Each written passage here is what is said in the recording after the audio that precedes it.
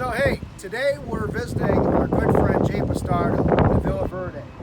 Jay owns 2 Dominican restaurants here in Greenville, and I want to find out how has this coronavirus affected him and his business. Let's go talk to Jay. So Jay, tell us before this pandemic, how was business for you and your restaurant? I mean, we're doing great as a community platform. We've been doing really good. 2 weeks prior to that shutdown, we were, you can see the numbers kind of trickled down a little bit. But overall, as a company, we've done really well. We've been really blessed. So since the coronavirus outbreak, what has that meant for your 2 restaurants here in Greenville? Well, the first thing that comes in place is the misinformation will mislead people and allow them to make mistakes, right? So not knowing where we were headed as a company or as a community definitely had a lot of impact on the decisions we were making at the time. But we try to be as proactive as possible. What we try to do was to make sure that we have the technology and the things in place to allow the customer experience to be as smooth and seamless as possible. We were blessed enough to have some things in place, like an app that we were able to adopt, and the community just rallied behind us and been supporting us ever since.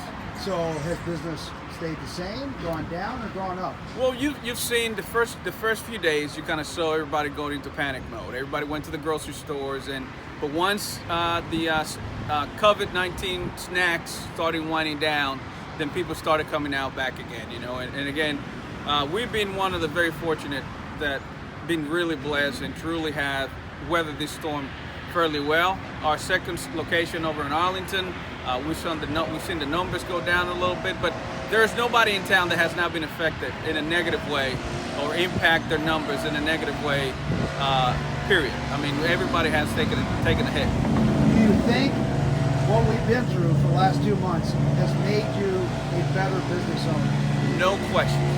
No question. Running lean, man. Like, we're running with a lot less. Personally, we stopped about $1,200 worth of subscriptions that we had a year that we no longer need or actually never needed it. And it's just been great, man, to rally our troops, to get together as a group. The guys that are working with us are here for the long haul. No people that don't need to be here are gone or didn't make it through the cut. Luckily, we have not let people off, but there are some people that wanted to be safe and went back home. And, we're just running a lot lean.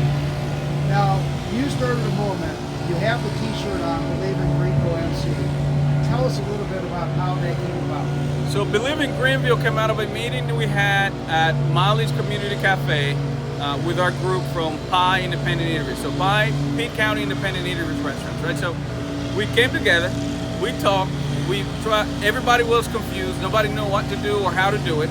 But what we did was we relied on each other, and we threw out the idea of maybe doing a video, which is called Dear Greenville, that you can look up on YouTube or social media.